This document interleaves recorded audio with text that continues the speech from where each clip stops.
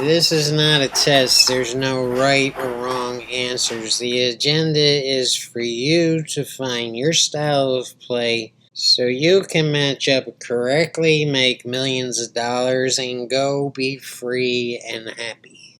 We're shooting at the 4 ball. The 5 ball is way, way, way back up and at the top of the table, and the 6 ball is right over on the right hand side down there by the 9 ball.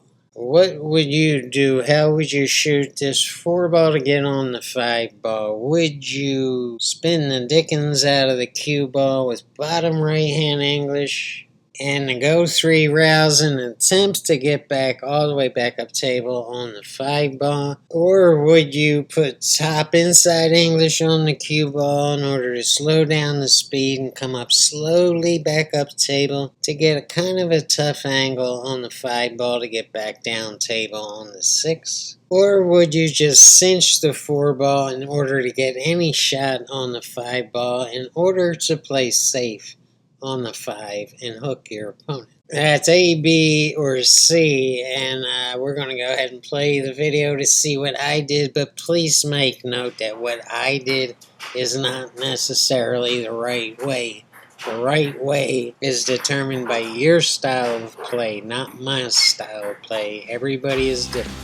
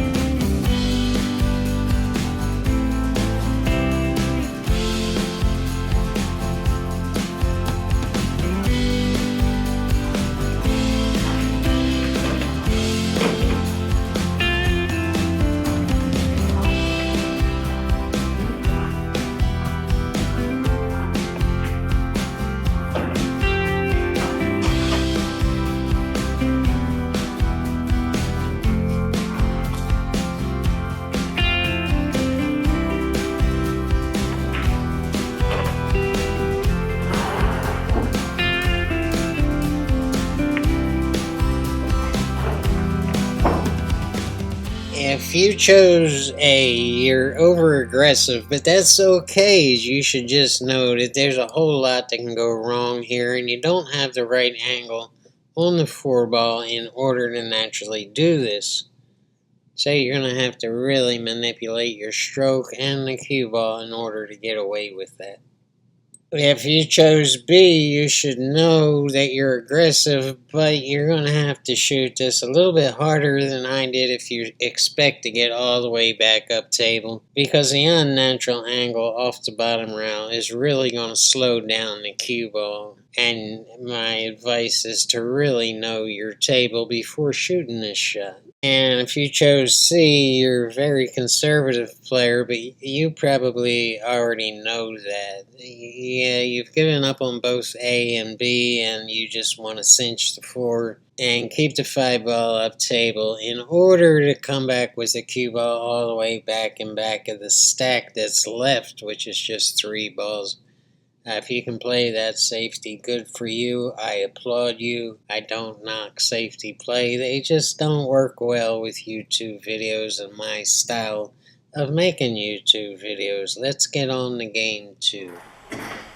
Yeah, here's what we have on the 7 ball, and I know it's not pretty. Here's the 8 and here's the 9. What are we going to do on the 7? Do you want to Do you want to bank it and just hook him behind the 9 ball and just leave him there with no shot at all and a desperate wine fest of, oh my God, what am I going to do? Or do you actually want to bank it to make it and roll up on the 8 ball? And I kind of dig that shot, but I don't know what I'm going to do. I forgot. Or hey, we can still cut this in the bottom left-hand corner and just go all the way up table, bounce off the round, be perfect on the 8 ball. I mean, that is if you do all that the right way, unlike me.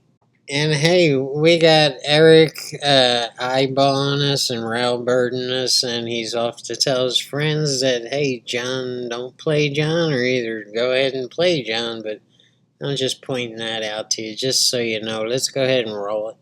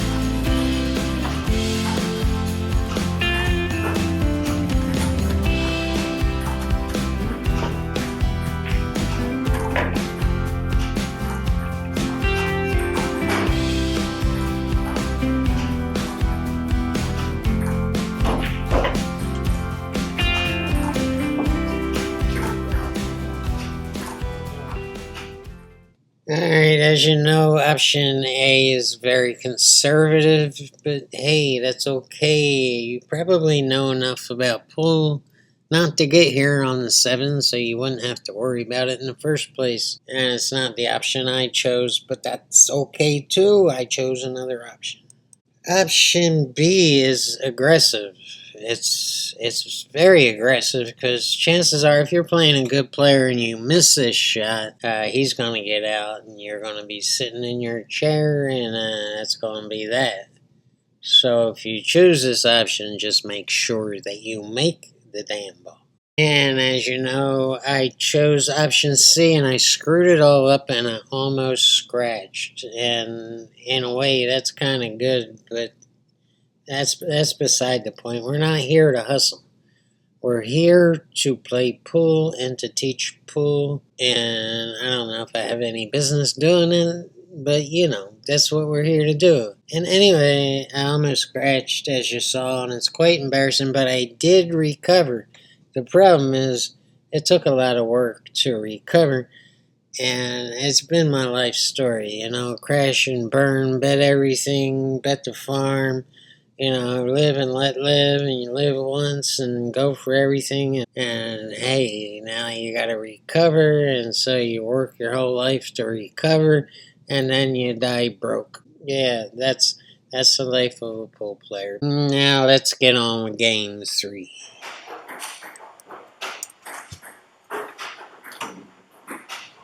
And alright, I look totally perplexed, but you're probably used to that by now. This is right after the break, and I'm shooting at the 1, trying to get on the 3. The 2 ball went on the break. Here's the cue ball, here's the 1 ball, here's the 3 ball, and here is the 4 ball. And the 5 is in a very unfriendly place. And this is going to be a tough rack here. The biggest problem is this bunch up right by the rack. The 8 ball is tying everything up. And we have 1 pocket for the 3 ball. And I'm scared. Are you scared? I'm scared. I don't know what to do. Let's take a look at our options, and option A. Yep, I feel like I don't have to scream anymore because the HVAC just turned off and I can talk normally, but I'm going to keep on screaming because I'm used to it. Let's kill the angle off the top rail and play the combination. And I warn you, this combination is not dead on. We're going to have to manipulate this, and there's really no telling where the 3 ball's going. I think it's going into the 9 ball, so we're going to have to, oh my god. Anyway, that's option A. Option B, we could just spin it back out to center table, and that's an easy safety on the 3 ball. I mean, that is if you get center table on the 3. A little bit down table, center table, and it's pretty much a stop shot on the 3. Yeah, well, it's pretty good hook. That's actually a very good shot if you're going to choose it. And then there's option C, and like I said, this 3 ball is available in the right hand side pocket. If if you want to gamble on the miracle of getting within 1 square inch of the pool table to get perfect on a 3 ball, then all your problems are over and you should be able to get out here. But you're still going to have that 5 ball to contend with. And I'm telling you guys, that's not friendly. People see this and they quit playing pool. Don't quit playing pool. Let's figure out a way through it. Yeah, let's go ahead and run the rack.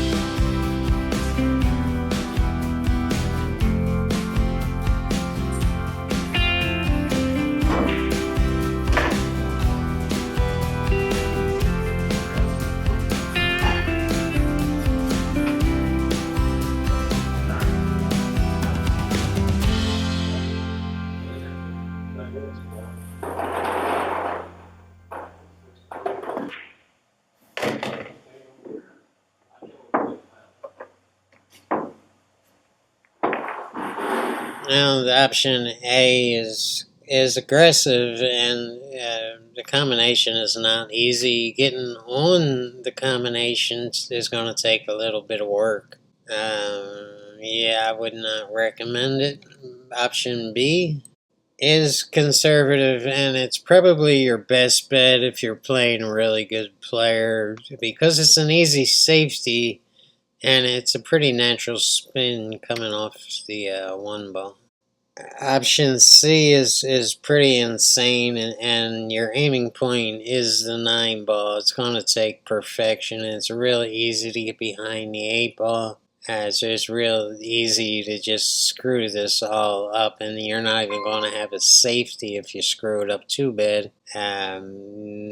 Yeah, this is insane. I would not recommend it. But anyway, thank you guys for watching my video. I really do appreciate you taking some time out of your day to spend with me. And even if you didn't learn anything, at least we got to hang out together. Thank you. Peace.